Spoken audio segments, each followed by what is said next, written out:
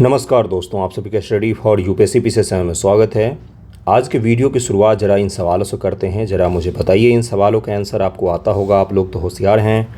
Mississippi नदी अपवाहित होती है, अपवाहित करती है किसमें? बताइए मुझे। जैसे यही सवाल पूछ लिया जाएगा कि मेरिनो प्रजाति है किस चीज़ की, तो आप बोलेंगे कि ये कहाँ से सवाल पूछ ले रहा है, पता नहीं क्या हो गया है आयोग को। लेकिन ये एनसीईआरटी में दिया हुआ है आपका, और 7th की एनसीईआरटी का ज्योग्राफी है ये। आज 7th की एनसीईआरटी कंप्लीट कर दूंगा मैं। लास्ट के 2 चैप्टर बाकी है जो मैं आज दोनों पढ़ा दूंगा आपको। उसके बाद से 7th का और 6th का दोनों का एनसीईआरटी आपका कंप्लीट हो जाएगा। इसके बाद 8, 9, 10th में देखता हूं, अगर पढ़ाने लायक होगा तो उसको मैं पढ़ाऊंगा, नहीं तो 11th, 12th का डायरेक्ट मैं पढ़ा दूंगा। चलिए शुरू करते हैं। क्या है कि जिन स्थानों पर पेड़ ही मुख्य वनस्पति होते हैं उनको वन कहा जाता है। और इस प्रकार जिन प्रदेशों के पादप जीवन मुख्यतः घास की अधिकता होती है उसे घास स्थल कहा जाता है। जहाँ पर घास, और ये ग्रीन घास मत देखिएगा आपके लॉन में जो लगा होगा, आपके आस पड़ोस में छोटी छोटी ग्रीन घास दिखती, ये नहीं। घास का तात्पर्य है यहाँ पर 1.5 से 2 मीटर एवरेज उनकी हाइट होती है। और जो खरपतवार होते हैं ना, गांव घर में खर देखा होगा आपने, उसी घास स्थल की बात यहाँ पर हो रही है। और बहुत ही विशाल विशाल घास स्थल होते हैं, और वो इतने विशाल और घने होते हैं कि उनमें शिकारी का छुपना और शिकार जिसका होता है उसका छुपना ये बहुत ही आसान होता है। वहाँ पर चारण के लिए, यानी कि पशुओं के चरने के लिए घास ही उपस्थित होता है, और शिकारी पशुओं के लिए उनका भोजन भी उपलब्ध होता है। इसलिए घास स्थल जहाँ भी है दुनिया में, वो जीव जंतु की विविधता के दृष्टिकोण से थोड़ा सा अच्छा होता है। ओके, पृथ्वी की सतह में लगभग 1/4 हिस्सा घास स्थल है। आप समझ जाइए, पृथ्वी की सतह का 1/4 हिस्सा घास स्थल है। यहाँ पनपने वाले पौधों के प्रकार यहाँ की जलवायु और मिट्टी पर निर्भर करते हैं। घास स्थल के निर्माण में जलवायु की महत्वपूर्ण भूमिका होती है। इसलिए आमतौर पर जलवायु के आधार पर विश्व के घास स्थलों को 2 मुख्य भाग में बांटा जाता है। कौन कौन से घास स्थल? देखिए, ये विश्व है, ये विषुवत है। मैंने हमेशा बोला है इसको क्या कहा जाता है, इसको कहा जाता है उष्णकटिबंध। और इसके ऊपर का ठीक ऊपर का भाग होता है शीतोष्ण कटिबंध। इसके ऊपर का ठीक ऊपर का भाग होता है शीतोष्ण कटिबंध। तो शीतोष्ण प्रदेश के घास स्थल, यानी कि अगर मैं कलर बदल कर दिखा दूं आपको, तो इस प्रदेश के घास स्थल और इस प्रदेश के घास स्थल। और दूसरा कौन सा होगा? तो दूसरा होगा उष्णकटिबंध के घास स्थल, यानी कि जो इस प्रदेश में पाए जाएंगे। 23.5 डिग्री नॉर्थ से लेकर 23.5 डिग्री साउथ के बीच में जो होंगे वो उष्णकटिबंधीय घास स्थल होंगे, और जो उससे ऊपर के होंगे वो होंगे शीतोष्ण कटिबंध, शीत और उष्णकटिबंधीय घास स्थल। ओके, प्रेरी के बारे में बहुत बार पूछा है। प्रेरी शब्द की उत्पत्ति लैटिन भाषा के शब्द प्रिएटा से हुई है, जिसका अर्थ होता है साद्वल। उत्तरी अमेरिका के शीतोष्ण घास स्थल को प्रेरी कहा जाता है। उत्तरी अमेरिका जो है उसका जो शीतोष्ण घास स्थल है उसी को प्रेरी कहा जाता है। यही पूछ लिया जाता है कि प्रेरी कहाँ पर पाया जाता है। ये समतल, मंद व ढलान पहाड़ी वाले प्रदेश होते हैं जहाँ पेड़ कम और घास अधिक होती है। देखिए, यही है वो प्रेरी। ओके, और ये बहुत बड़े विशाल भाग में होते हैं। ओके, अब देखिए यहाँ पर क्या दिया हुआ है। अधिकांश भागों में प्रेरी वृक्ष रहित हैं, परंतु निचले मैदान के निकट नदी घाटियों के साथ वहाँ वन भी पाए जाते हैं। और इन घास स्थलों में क्या होता है? वृक्ष का अभाव होता है। वृक्ष का अभाव होता है, वृक्ष नहीं है तभी इतने घास स्थल। अगर इतने सारे वृक्ष हो जाएंगे तो घासों तक धूप नहीं पहुँचने देंगे और घास स्थलों का विकास नहीं हो पाएगा। 2 मीटर तक ऊँची घास यहाँ के भूदृश्य की प्रधानता है। अभी मैंने बताया आपको 2 मीटर ऊँची, अच्छा खासा हाइट हो जाता है ये 2 मीटर। वास्तव में यह एक घास का सागर होता है। प्रेरी जो होता है इसको घास का सागर कहा जाता है। विंडो का आपने वॉलपेपर देखा है क्या? विंडोज 7 में पहले होता था और विस्टा में देखा होगा, तो आपने उसी प्रकार का वॉलपेपर होता था विंडोज 7 में। वो अमेरिका के घास स्थल का ही वॉलपेपर होता था, है ना। प्रेरी के पश्चिम में रॉकी पर्वत है। अब देखिए, अमेरिका अगर ये है, अमेरिका कुछ कुछ इसी तरह का है, मैं दिखाऊंगा अभी। तो अमेरिका में पता है आपको रॉकीज की श्रृंखला है अमेरिका के पश्चिम में, तो प्रेरी यहाँ पर पाया जाता है। इसके पश्चिम में क्या है? तो ये है आपका रॉकीज श्रृंखला। ओके, देखिए यहाँ पर क्या लिखा हुआ, एवं पूर्व में ग्रेट लेक से घिरे हुए हैं। यहाँ पर पूर्व में क्या है? ग्रेट लेक्स बने हुए हैं। जो अमेरिका के ग्रेट लेक्स आपने सुना है, बहुत बड़े बड़े जो अमेरिका में लेक्स हैं वही बने हुए हैं। ओके, आप देखेंगे कि प्रेरी संयुक्त राज्य अमेरिका और कनाडा के कुछ भागों तक फैले हुए हैं। अमेरिका के प्रेरी का अपवाहन मिसिसिपी की सहायक नदी और कनाडा के प्रेरी का अपवाहन सास्केचुआन नदी की सहायता से करती है। जो इन प्रेरी घास स्थलों को पानी मिलता है वो किससे मिलता है? तो अमेरिका में मिलता है मिसिसिपी नदी से, और कनाडा में मिलता है, सासेकेचुआन नदी से मिलता है। अभी मैं आपको उसका मैप भी दिखाऊंगा और इन दोनों नदियों के नाम ध्यान में रखने हैं आपको। ये देखिए प्रेरी कितने बड़े भूभाग में फैले हुए, ये पूरा का पूरा क्या है, ये पूरा प्रेरी है। और ये देखिए सारे ग्रेट लेक्स हैं, ये देखिए हुरून है या सुपीरियर है, विनिपे है, ये सारे के सारे बड़े बड़े झील हैं।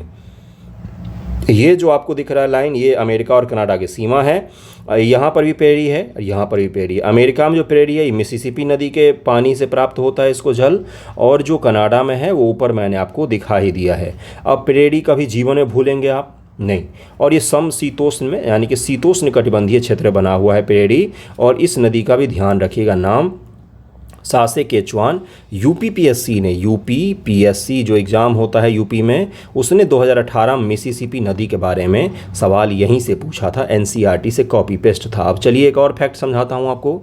प्रेरी के घास के मैदान अमेरिका के मूल निवासी, जिन्हें रेड इंडियन कहा जाता है, का निवास स्थल था। वे लोग इस महाद्वीप के वास्तविक निवासी थे। प्रेरी अन्य आदिवासी जैसे अपाची, क्रो, क्री तथा पानी जनजाति का नाम है कि निवास स्थल भी रहे। और रेड इंडियंस को क्या किया, जो वर्तमान के यूरोपीय अमेरिकन हैं वो, उन्होंने उनको मार के वहाँ से भगा दिया, ख़त्म ही कर दिया, पूरी प्रजाति ही ख़त्म कर दी उनकी। सोचिए भारत होता और भारत में जनजातियों की आबादी ख़त्म कर दी होती तो ऐसा ही कि अमेरिकी लोगों ने और दुनिया भर को वो क्या करते हैं, तो मानवाधिकार का ज्ञान देते हैं। चलिए आगे बढ़ते, जलवायु देखते हैं प्रेरी में किस प्रकार की जलवायु होती है। यहाँ पर देखिए इसी के बारे में यूपीएससी ने पूछा। किसने पूछा, तो यूपीएससी ने पूछा। चिनूक एक गर्म पवन है, क्या है ये, तो गर्म पवन है, ये गर्म हवा है, ओके, जो शीत ऋतु में बहती है तथा कम समय में ही तापमान बढ़ा देती है। तापमान वृद्धि के कारण बर्फ पिघलने लगती है, पशुओं के चरने के लिए चारागाह उपलब्ध हो जाता है। तो जो प्रेरी है वहाँ पर बर्फ़ जब जम जाती है तो चिनूक की पवन जो है वो कहाँ से चलती है, तो इस प्रकार से चलने लग जाती है अमेरिका में। तो इससे क्या होता है, वहाँ पर चूँकि ठंड बहुत ज़्यादा पड़ती है तो गर्म हवा के चलने से क्या होगा, मौसम थोड़ा सा सही हो जाता है। महाद्वीप के मध्य स्थित होने के कारण यहाँ चरम तापमान वाली महाद्वीपीय जलवायु होती है। महाद्वीपीय जलवायु होती है यहाँ पर। ग्रीष्म ऋतु में तापमान 20 डिग्री सेल्सियस होता है, जबकि शीत ऋतु में कनाडा के विनिपेग में तापमान हिमांक से -20 डिग्री तक चला जाता है। अब ऐसे इतने ठंड में अगर गर्म हवा चलेगी तो क्या होगा, अच्छा होगा या बुरा होगा। ओके, शीत ऋतु में यह प्रदेश बर्फ की एक मोटी परत से ढक जाती है। यहाँ वार्षिक वर्षा सामान्य होती है, जो घास के विकास के लिए अनुकूल है। घास के विकास के लिए जो अनुकूल वर्षा चाहिए होता है जितना, उतना वर्षा यहाँ पर प्राप्त हो जाती है। उत्तर दक्षिण अवरोध की अनुपस्थिति में यहाँ चिनूक नामक एक दक्षिणी पवन बहती है। चिनूक नामक यहाँ पर एक दक्षिणी पवन बहती है। अभी मैंने समझाया आपको चिनूक कहाँ से उतरेगी, तो चिनूक यहाँ से उतरती है और इसी प्रकार से बहती है, इसी प्रकार से बहती है, जिसके कारण से क्या होता है, यहाँ पर जो बर्फ़ जमी रहती है वो पिघल जाती है। वनस्पति जात और प्राणी जात। अब देखिए इस इलाके में कौन कौन से वनस्पतियाँ पाई जाती हैं, आज आपको पता चलेगा कि काउबॉय क्या होते हैं। काउबॉय आपने देखा होगा, हॉलीवुड की मूवियों में देखा होगा, ये हैट लगा के बड़े से और घोड़े पर बैठे रहते हैं। इनके जूते में भी अलग अलग तरीके का चीज़ लगा होता है और इनके हाथ में क्या होता है, कोई ना कोई हथियार होता है। पता है क्यों, क्योंकि इतने बड़े चारागाह में जब वो अपने गाय को चराने के लिए ले जाते हैं, गाय वगैरह का बड़ा पाला जाता है वहाँ पर, तो उनको एक जगह करने के लिए घोड़े पर घूमना पड़ता है। पैदल कितना घूमेंगे वो, क्योंकि बहुत बड़ा एरिया होता है। और इसलिए हाथ में हथियार भी रखते हैं ये साथ में, ताकि कोई चीज़ अगर आ जाए उन पर हमला करे तो उससे बच सकें। हैट लगाकर क्यों रखते हैं, क्योंकि गर्मी भी वहाँ पर पड़ सकती है, सूर्य की तीखी रोशनी होती है। प्रेरी सामान्यतः पेड़ विहीन होते हैं, जहाँ जल उपलब्ध होता है वहाँ सरपत, विलो, आल्डर व पॉपल जैसे पेड़ उगते हैं। 50 सेंटीमीटर से अधिक वर्षा वाले प्रदेश कृषि के लिए उपयुक्त होते हैं, क्योंकि यहाँ की मिट्टी उपजाऊ होती है। यद्यपि इस क्षेत्र की मुख्य फसल मक्का है, जबकि अन्य दूसरी वाली फसलें आलू, सोयाबीन, कपास और अल्फा है। अल्फा क्या होता है, तो अल्फा पशुपालन के लिए सबसे बेहतरीन घास होती है, अल्फा घास। ओके, जिन क्षेत्रों में वर्षा काफ़ी कम और निश्चित होती है वहाँ पैदा होने वाली घास छोटी और नुकीली होती है। जहाँ पर वर्षा कम होगा वहाँ पर घास छोटी होंगी, और जहाँ पर वर्षा अच्छी खासी होती है वहाँ घास बड़ी हो जाती है। ये प्रदेश मवेशियों के पालने के लिए उपयुक्त होते हैं। विशाल मवेशी फार्म को रैंच कहा जाता है। क्या कहा जाता है, रैंच कहा जाता है। बड़े बड़े मवेशी फार्म होते हैं, इतने बड़े कि आपका पूरा गाँव एक भर दीजिए मवेशी से, उतने बड़े बड़े फार्म। ओके, उनकी देखभाल करने वाले को कौबॉय कहा जाता है। बाइसन या अमेरिकी भैंस, देखिए अमेरिकी भैंस है जिसको बाइसन भी कहा जाता है। बाइसन इस प्रदेश का सबसे महत्वपूर्ण पशु है। निरंतर शिकार के कारण ये पशु लुप्त हो गए हैं और अब इन्हें सुरक्षित प्रजातियों की श्रेणी में रखा गया है। इस प्रदेश से पाए जाने वाले अन्य जीव हैं खरगोश, टाइकोट, गोफर और पेड़ी कुत्ता। ये सब कहाँ पर पाया जाता है, ये सब वहीं पर पाए जाते हैं। कंबाइन संयंत्र होता है एक मशीन जो बुआई जुताई थ्रेसर तीनों काम करती है, बुआई भी करती है, जुताई भी करती है, थ्रेसिंग भी करती है। ये बड़े बड़े मशीन कहाँ पर होते हैं, तो ये जहाँ पर बड़े बड़े खेत होंगे वहीं पर होगा। ओके, अब लोग से पहले ये फैक्ट थोड़ा सा पढ़िए। संयुक्त राज्य अमेरिका के प्रेरी के प्रमुख नगर शिकागो, मिनियापोलिस, इंडियानापोलिस, कनसास व डेनवर हैं। कनाडा के प्रेरी के मुख्य नगर हैं एडमोंटन, सैस्काटून, कैलगरी और विनिपेग। ये सब कनाडा के शहर हैं और ये अमेरिका के प्रेरी भाग के शहर थे। प्रेरी भाग तो आपको दिखा ही दिया मैंने आपको, तो ध्यानपूर्वक इसको बस याद रखिएगा क्योंकि एग्जाम के लिए आपके इम्पोर्टेंट है ये। लोग यहाँ के काफ़ी परिश्रमी होते हैं। ये अपने विपुल प्राकृतिक संसाधन उपयोग के लिए उनके प्रौद्योगिकी का सफलतापूर्वक विकास कर लिया है। विश्व में 2 सबसे अधिक विकसित देश संयुक्त राज्य अमेरिका और कनाडा में यह प्रदेश स्थित है। कृषि की वैज्ञानिक विधियां, ट्रैक्टर, हार्वेस्टर, कंबाइन के प्रयोग से उत्तरी अमेरिका सबसे बड़ा खाद्यान्न उत्पादक बन गया। उत्तरी अमेरिका में सबसे ज़्यादा खाद्यान्न के उत्पादनों में से एक होता है गेहूँ, और सबसे मुख्य रूप से वहाँ पर क्या उपजाया जाता है, तो मक्का का दुनिया में सबसे ज़्यादा खेती कहीं पर होता है तो अमेरिका में ही होता है। गेहूं के अत्यधिक उत्पादन के कारण प्रेरी को विश्व का धान्यागार कहा जाता है। गेहूं का बहुत ज़्यादा उत्पादन होता है कहाँ पर, तो प्रेरी में, और इसके कारण से उसको विश्व का धान्यागार कहा जाता है। ये भी ध्यान रखना है आपको।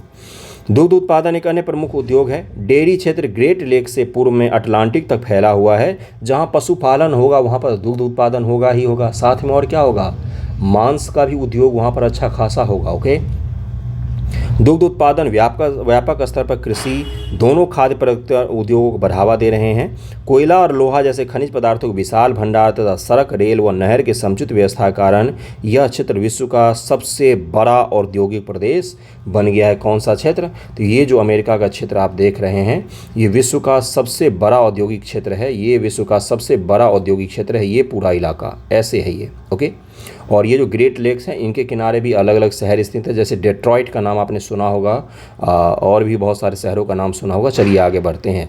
वेल्ड कहाँ पर पाई जाती है, तो वेल्ड पाया जाएगा दक्षिण अफ्रीका में। दक्षिण अफ्रीका के ब्रिटिश उपनिवेश बनने से पहले यह वेल्ड नाम डच अधिवासियों द्वारा दिया गया था दक्षिण अफ्रीका में। ओके, दक्षिणी अफ्रीका के शीतोष्ण घास स्थल को वेल्ड कहते हैं। वेल्ड 600 मीटर से 1100 मीटर तक की विभिन्न ऊंचाई वाले उर्मिल पठार होते हैं। यह ड्रैकेसबर्ग पर्वत से घिरा क्षेत्र है। देखिए कहाँ पर है वेल्ड, तो ये वेल्ड आपको दिखेगा, ये देखिए यहाँ पर है, ड्रैकेसबर्ग पर्वत से घिरा हुआ क्षेत्र है ये। ओके, आगे बढ़ते हैं। देखिए इसके पश्चिम में कालाहारी रेगिस्तान है। अब कालाहारी रेगिस्तान कहाँ पर है, तो ये है दक्षिण अफ्रीका में। देखिए मकर रेखा यहाँ से गुजर रही है और यहीं पर पश्चिम में यहीं पर कालाहारी रेगिस्तान है, यहीं पर है। ओके, यहीं पर कालाहारी रेगिस्तान है आपका। तो कालाहारी रेगिस्तान के बारे में पता चल गया आपको। इसके उत्तर पूर्व में उच्च वेल्ड स्थित है जिसकी ऊंचाई कुछ स्थानों पर 1600 मीटर से भी अधिक है। अफ्रीका का मानचित्र देखिए, वेल्ड से घिरे देश के नाम बताइए। ऑरेंज व लिम्पोपो नदी की सहायक नदियां इस प्रदेश को सिंचित करती है। ऑरेंज नदी कहाँ पर बहती है, तो ऑरेंज नदी आपका दक्षिण अमेरिका में बहती है, दक्षिण अफ्रीका में बहती है। और लिम्पोपो ये भी क्या है, तो ये नदी है लिम्पोपो। अब इसने क्या पूछा है कि वेल्ड से घिरा हुआ एक देश है बीच में, लोसोथो जिसको कहा जाता है। देखिए यहाँ पर क्या है, अगर आप अफ्रीका का दक्षिण अफ्रीका का मैप देखेंगे तो यहाँ पर एक छोटा सा देश है जो अफ्रीका में एक छोटा सा देश है। अब सोचिए जैसे हैदराबाद मान लीजिए भारत में शामिल नहीं हुआ रहता तो चारों तरफ तो भारत रहता, बीच में हैदराबाद देश रहता। तो इसी प्रकार से देश कौन सा है, तो लोसोथो है। लोसोथो, इसको जरूर ध्यान रखिएगा। ये कहाँ है, तो दक्षिण अफ्रीका के बीचों बीच में स्थित है। आगे बढ़ें, इन नदियों के नाम जरूर ध्यान रखिएगा कि वेल्ड को कौन कौन सी नदियाँ सिंचित करती है, तो ऑरेंज नदी और लिम्पोपो नदी वेल्ड को सिंचित करती हैं। ओके, किसी न किसी प्रकार की घास पृथ्वी के धरातल पर लगभग सभी जगह पाई जाती है। उन स्थानों का नाम बताएं जहां आपने घास को उगते देखा है। लॉन, क्रिकेट, ये सब बता सकते हैं आप, बच्चे थोड़ी ना है कि बताएंगे। चलिए आगे बढ़ते हैं। वेल्ड दक्षिणी गोलार्ध में स्थित है। जब वेल्ड में ग्रीष्म ऋतु होती है तो उस समय प्रेरी में कौन सी ऋतु होगी, आप मुझे बताइए कि जब दक्षिण अफ्रीका में अभी कौन सी ऋतु होगी। अभी मान लीजिए वहाँ पर ग्रीष्म है तो उत्तरी अमेरिका में भी कौन सी ऋतु होगी, तो वहाँ पर बिल्कुल शीतकालीन होगा, वो भी ठंडी शीत की ऋतु होती है। अगला है जलवायु। हिंद महासागर प्रभाव के कारण वेल्ड की जलवायु नम होती है। अब देखिए यहाँ पर कौन सा महासागर है, तो ये हिंद महासागर के एरिया है। यहाँ की जलवायु हमेशा नम होगी। शीत ऋतु ठंडी और शुष्क होती है। इस दौरान तापमान 5 डिग्री सेल्सियस से 10 डिग्री सेल्सियस के मध्य रहता है। एवं जुलाई सबसे अधिक ठंडा महीना होता है। जुलाई अपने यहाँ गर्म महीना होता है और वहाँ पर क्या होगा, क्योंकि दक्षिणी गोलार्ध में है तो वहाँ पर ये महीना ठंडा होगा। अपने यहाँ जो अभी मान लीजिए अपने यहाँ ठंड शुरू हो रहा है तो वहाँ पर क्या होगा, वहाँ पर गर्मी शुरू हो जाएगी कुछ दिनों। ओके, ग्रीष्म ऋतु अल्पकालिक एवं गर्म होती है। ग्रीष्म ऋतु में जोहानसबर्ग का तापमान, या ये तो पढ़ा होगा आपने, क्रिकेट देखते होंगे तो ये पता होगा, जोहानसबर्ग का तापमान 20 डिग्री सेल्सियस दर्ज किया जाता है। वेल्ड क्षेत्र में वर्षा नवंबर से फरवरी के बीच में ग्रीष्मकालीन महीनों में होती है। यहाँ वेल्ड के तटों पर गर्म महासागरीय जलधारा प्रवाहित होने के कारण होता है। यदि शीत ऋतु में जून से अगस्त तक के महीनों में वर्षा कम होती है और तो यह क्षेत्र सूखाग्रस्त हो सकता है। तो इसको ध्यान, वेल्ड कहाँ पर, तो दक्षिण अमेरिका में। वनस्पति जात और प्राणी जात, अगला क्या है, यहाँ वनस्पति विरल है। अधिकतर स्थान घास से ढके रहते हैं। लाल घास वेल्ड की झाड़ियों में पैदा होती है। वेरी वेरी इंपॉर्टेंट, ये सारे ऑप्शन में डालकर पूछ सकता है, कठिनतम सवाल बना सकता है अगर वो बनाने पर आए तो। लेकिन बच्चे एनसीईआरटी पता नहीं क्यों नहीं पढ़ते हैं यार, इतना कुछ तो दिया हुआ है, कहाँ भागते हो, ये बर्नवाल वो बर्नवाल, ये फलाना वो ठिकाना, कहीं कुछ नहीं रहता है यार। बाबुल और मारोला ऊंचे हुए वेल्ड में उगते देखे गए हैं। वेल्ड के प्रमुख जानवर शेर, तेंदुआ, चीता व कुड्डू है। इसको आप देख ही रहे हैं कहाँ चढ़ के बैठा हुआ है, सीसीटीवी का काम कर रहा है। निवासी, अब निवासी यहाँ के क्या होते हैं, वेल्ड पशुपालन और खनन के लिए प्रसिद्ध है। वेल्ड की मिट्टी अधिक उपजाऊ नहीं होती है, यद्यपि यहाँ उपजाऊ भूमि है, वहाँ फसल उगाई जाती है। मक्का, गेहूँ, ज्वार, अखरोट, आलू यहाँ के मुख्य फसलें हैं। तंबाकू, गन्ना और कपास, नकदी फसलें भी यहाँ उगाई जाती हैं, नकदी फसलें। भेड़ पालना यहाँ के लोगों का मुख्य व्यवसाय है। भेड़ मुख्यतः ऊन के लिए पाली जाती है, इससे वेल्ड में ऊनी उद्योग का काफ़ी ज़्यादा विकास हुआ है। मेरिनो भेड़ एक लोकप्रिय प्रजाति है। आपको सवाल का जवाब मिला, नीचे पूछा गया है कि मेरिनो किस चीज़ की प्रजाति है, और आपसे भी पूछा जा सकता है। 7th की एनसीईआरटी नहीं पढ़ेंगे आप, बताइए। तथा दुग्ध उत्पादन यहाँ का दूसरा महत्वपूर्ण व्यवसाय है। पशुपालन गर्म व नम प्रदेशों में किया जाता है एवं मक्खन, चीज़ जैसे दुग्ध पदार्थों का उत्पादन घरेलू उपयोग और निर्यात के लिए किया जाता है। जहाँ पर भी पशुपालन होगा वहाँ पर कौन कौन से उद्योग आ जाते हैं, तो वहाँ पर डेयरी का उद्योग हो सकता है, वहाँ पर मांस का उद्योग हो सकता है, वहाँ पर ऊन का उद्योग हो सकता है, वहाँ पर इन चीज़ों का जो दूध के उत्पाद हैं, जैसे आपका हो सकता है दही हो सकता है, मक्खन हो सकता है, चीज़ हो सकता है। किम्बरले में हीरे के खान, अब किम्बरले प्रोसेस किसके लिए है, तो हीरे के लिए है, ये पता होगा आपको, हीरे के लिए। किम्बरले कहाँ पर है, तो दक्षिण अफ्रीका में। ये देखिए हीरा का खान है ये, ओके। आगे देखिए क्या है कि वेल्ड में खनिजों का प्रचुर भंडार है। जिन स्थानों पर लोहा और कोयला उपलब्ध है वहाँ लोहा एवं इस्पात उद्योग विकसित हो गया है। सोना और हीरे का खनन इस प्रदेश के लोगों का मुख्य व्यवसाय है। जोहानसबर्ग को विश्व के स्वर्ण राजधानी भी कहा जाता है। वेरी वेरी इंपॉर्टेंट, विश्व के सोने की राजधानी किसको कहा जाता है, ऑप्शन दे देगा, कर्नाटक, हैदराबाद, दुबई और आपका जोहानसबर्ग। तो मुझे पता है लोग दुबई मार के आएंगे क्योंकि रील देखते हैं ना। जोहानसबर्ग की विश्व की स्वर्ण राजधानी भी कहा जाता है। किम्बरले हीरे के खान के लिए प्रसिद्ध है। हीरा और सोने के खनन के कारण दक्षिण अफ्रीका और ब्रिटेन के बीच व्यापारिक संबंध स्थापित हुआ।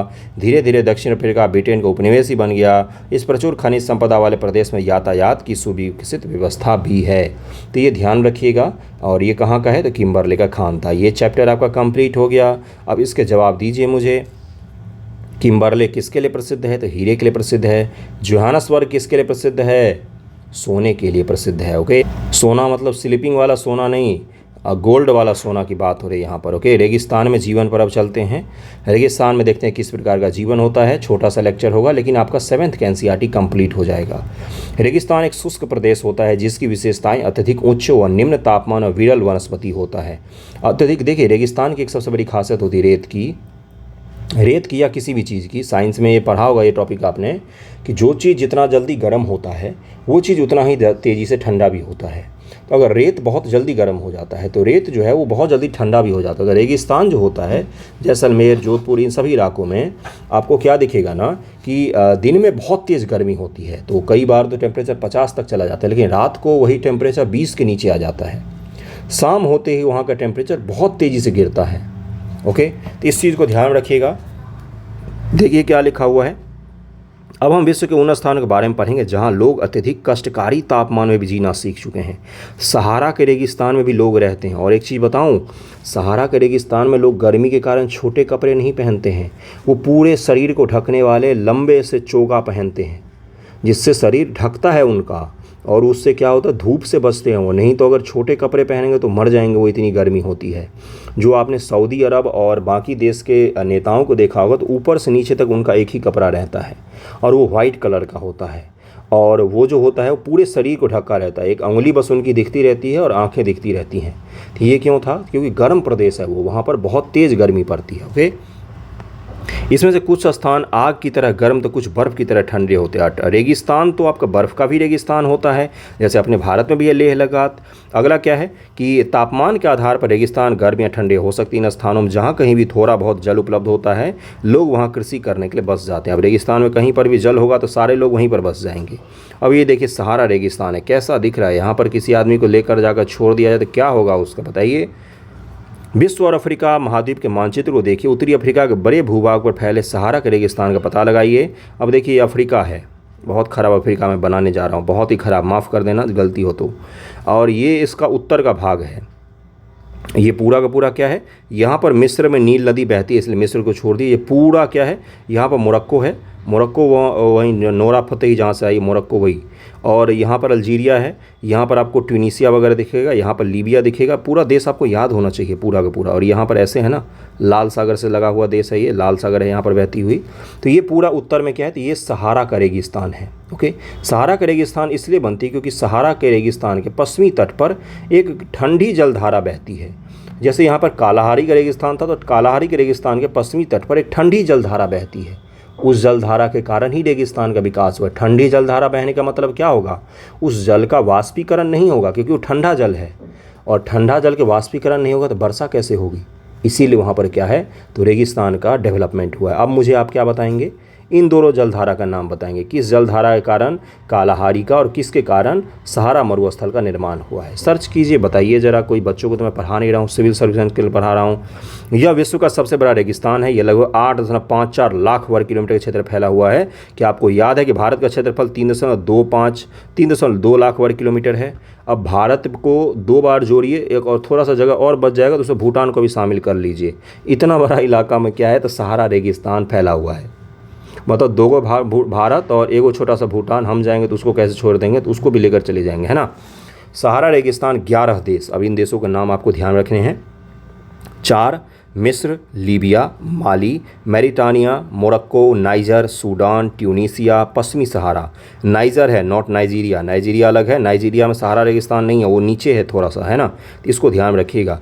रेगिस्तान के बारे में सोचते समय अपने मस्तिष्क में तुरंत ही रेत का दृश्य उभरता होगा, लेकिन ऐसा नहीं है। परंतु सहारा मरुस्थल बालू की विशाल परतों से ढका हुआ नहीं है, वरन वहाँ बजरी के मैदान और नग्न चट्टान वाले उथित पठार भी पाए जाते हैं।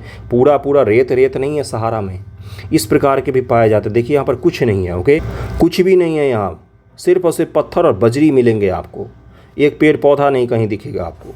ये चट्टानी सतहें कुछ स्थानों 2500 मीटर से भी अधिक ऊंची हैं। 2500 मीटर, 2500 मीटर से भी ज़्यादा ऊंची हैं ये चट्टानी सतहें। ये देखिए यहाँ पर क्या है, यही है वो क्या, तो ये पूरा का पूरा सहारा मरुस्थल है। ये मिस्र के भी बहुत सारे भागों में पाया जाता है, लेकिन मिस्र में कौन सी नदी बहती है, तो यहाँ से विक्टोरिया से निकलकर नील नदी बहती है, इसलिए मिस्र में जीवन संभव हो पाएगा। आपको यह जानकर आश्चर्य होगा कि आज का सहारा रेगिस्तान एक स्वयं पूर्णतः हरा भरा मैदान था। सहारा की गुफाओं से प्राप्त चित्रों से ज्ञात होता है कि यहाँ नदियाँ तथा मगर पाए जाते थे। सहारा में नदियाँ और मगर थे। हाथी, शेर, जिराफ, शुतुरमुर्ग, भेड़, पशु, बकरियां सामान्य जानवर, परंतु यहाँ का जलवायु परिवर्तन इसे बहुत गर्म व शुष्क प्रदेश से बदल दिया है। ये कभी हरा भरा प्रदेश था और आज ये सबसे सूखा स्थल है पूरे दुनिया का। तो जीवन में कुछ भी हो सकता है, कभी भी कोई बदल सकता है। और सहारा का क्षेत्र अजीजिया क्षेत्र में, जो त्रिपोली लीबिया के दक्षिणी भाग में स्थित है, यहाँ सबसे अधिक तापमान 1922 में 57.7 डिग्री सेल्सियस दर्ज किया गया था। जलवायु देखते हैं। सहारा रेगिस्तान की जलवायु अत्यधिक गर्म और शुष्क है। यहाँ की वर्षा ऋतु अल्पकाल के लिए होती है। यहाँ आकाश बादल रहित व निर्मल होता है। यहाँ नमी संचय होने की अपेक्षा तेजी से वाष्पित हो जाती है। दिन अविश्वसनीय रूप से गर्म होते हैं। दिन के समय तापमान 50 डिग्री सेल्सियस के ऊपर पहुँच जाता है, जिससे रेत व नग्न चट्टान अत्यधिक गर्म हो जाती है। चारों तरफ आग ही आग जैसे लगा रहता है। बेयर गिल्स को देखा है कभी क्या, वो जो जाता है डिस्कवरी पर दिखाते हैं ऐसी ऐसी जगहों पर, तो उसमें बड़ा अच्छा दिखाता था पहले। डिस्कवरी देखा होगा आपने बचपन में, जिससे रेत व नग्न चट्टानें अत्यधिक गर्म हो जाती हैं। इसके ताप का विकिरण होने से चारों तरफ सब कुछ गर्म हो जाता है, आपका आँख खराब कर देगा। रातें अत्यधिक ठंडी होती है। अब देखिए यही तो है डिलेमा, यही तो है जीवन। दिन में देखिए उतना गर्म था, अब रात में ठंडा हो जाएगा। क्यों? क्योंकि जो चीज़ जितना तेज़ी से गर्म होता है वो चीज़ उतना ही तेज़ी से ठंडा भी होता है। और यहाँ का आसमान भी साफ है, बादल रहित आसमान है, तो यानी कि यहाँ पर ऐसा भी नहीं कि उमस का माहौल बनेगा। तापमान गिरकर हिमांक बिंदु लगभग 0 डिग्री सेल्सियस तक पहुँच जाता है। अब यहाँ पर आप जाइए, दिन में 50 डिग्री की गर्मी और रात में क्या होगा, तो रात में आपको 0 डिग्री सेल्सियस, जैसे लगेगा कि किसी चिकन को फ्राई किया फिर उसको फ्रीजर में रख दिया है, तो उसी प्रकार से आपकी स्थिति भी होगी। जाके देखिएगा एक बार। चलिए आगे बढ़ते हैं, वनस्पति जात और प्राणी जात पर आते हैं। सहारा रेगिस्तान की वनस्पति में कैक्टस, खजूर के पेड़, एकेसिया पाए जाते हैं। यहाँ कुछ स्थानों पर मरु उद्यान खजूर के पेड़ से घिरे हरित द्वीप पाए जाते हैं। अब सुनिए एक चीज़ और, जो रेगिस्तान में या जो भी शुष्क प्रदेश में जो वन या जो पेड़ पौधे होते हैं, उनकी सबसे बड़ी खासियत होती है कि उसमें पत्ते का अभाव होता है। क्यों? क्योंकि उनको पानी बचाना होता है। दूसरा, उनके गुद्देदार होते हैं, उनके जो डालियाँ होती हैं उस पर कांटे होते हैं। ये सब जतन क्यों होता है? पानी को बचाने के लिए। इसके अलावा उनकी जड़ें जो हैं काफ़ी गहरी जाती हैं। काफ़ी गहरी का मतलब काफ़ी गहरी क्यों? जल की तलाश में। ओके, आगे बढ़ें। ऊंट, लकड़बग्घा, ये छोटे छोटे हरित द्वीप कहा जाता है इनको। सहारा रेगिस्तान में ये कहीं कहीं पर पाए जाते हैं। ऊंट, लकड़बग्घा, सियार, लोमड़ी, बिच्छू, सांप की विभिन्न जातियां और छिपकलियां यहाँ के प्रमुख जीव जंतु हैं।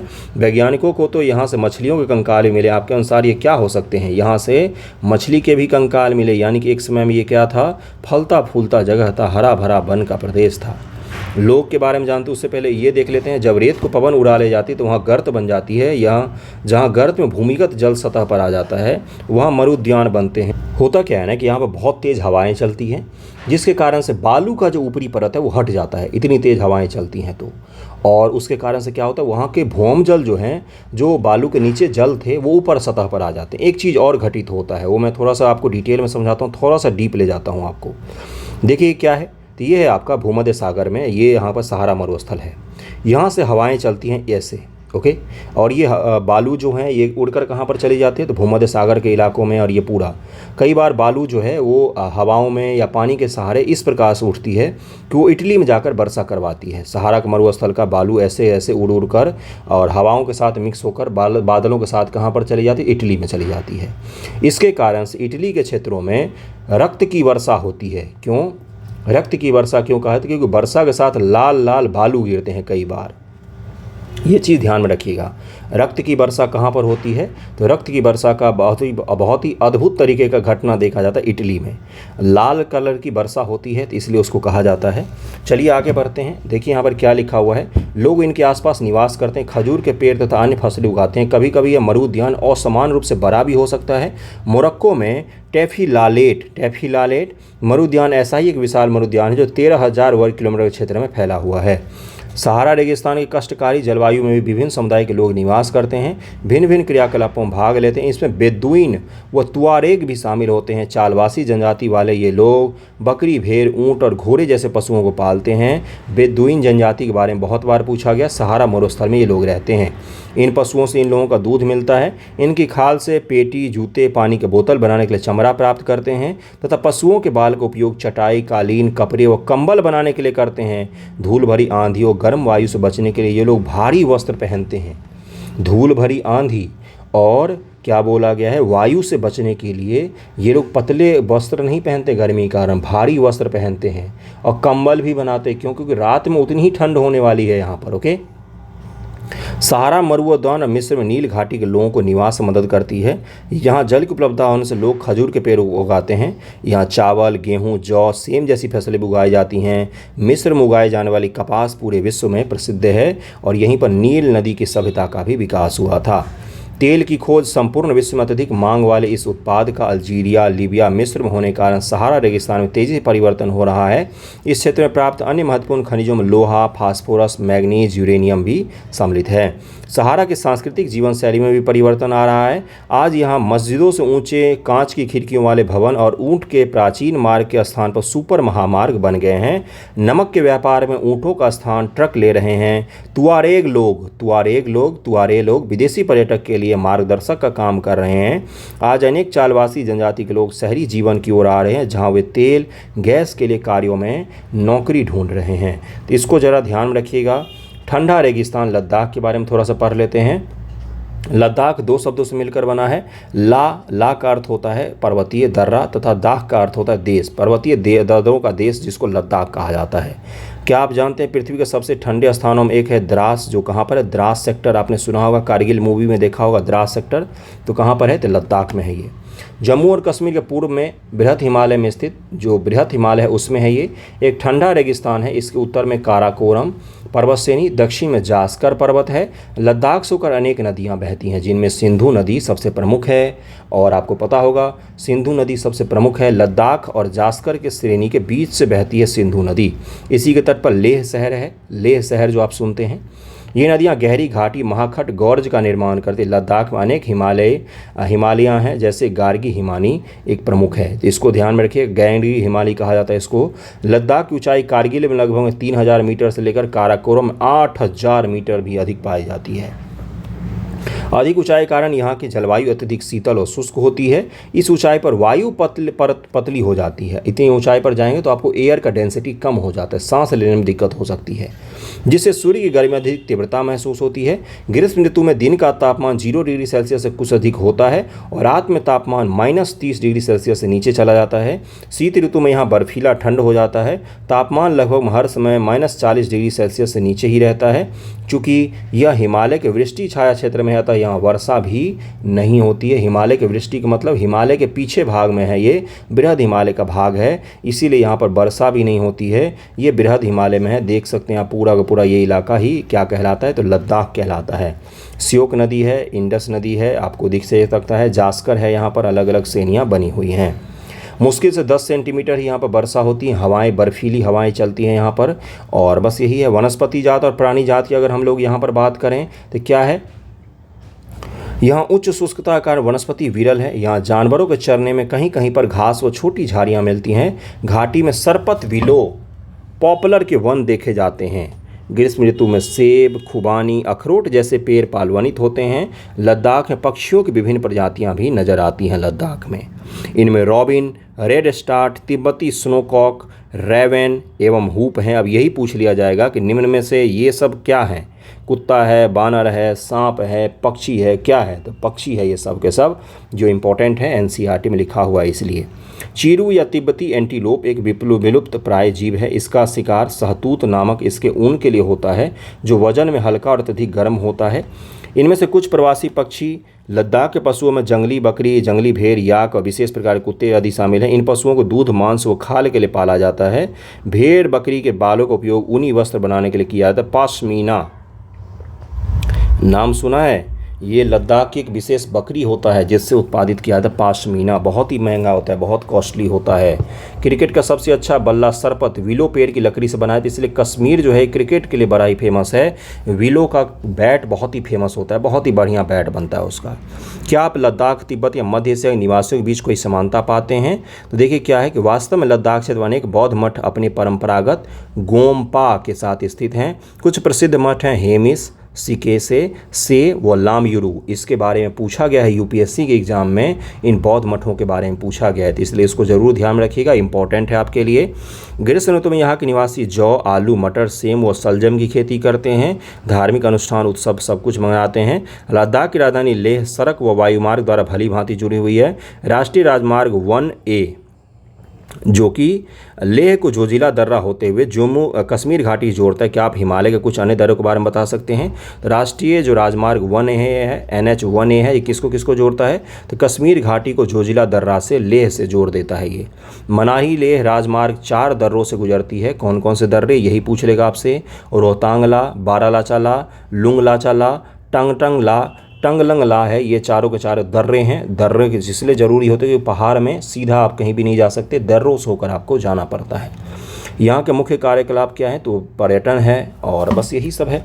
आधुनिकीकरण के फलस्वरूप यहाँ के जीवन परिवर्तन आ रहा है और परिवर्तन आना भी चाहिए। ये लद्दाख के लोग दिख रहे हैं आपको पारंपरिक वेशभूषा में। अब इस सवालों को आप हल कर सकते हैं और इस प्रकार से आपका 7th का एनसीईआरटी मैंने कंप्लीट करवा दिया है। ये सब वेबसाइट हैं कुछ आपके लिए महत्वपूर्ण, इन पर आप विजिट कीजिए और यहाँ से पढ़ सकते हैं इसके बारे में और भी। कैसा लगा है वीडियो ज़रूर बताइएगा। थैंक यू सो मच आप सभी का वीडियो देखने के लिए।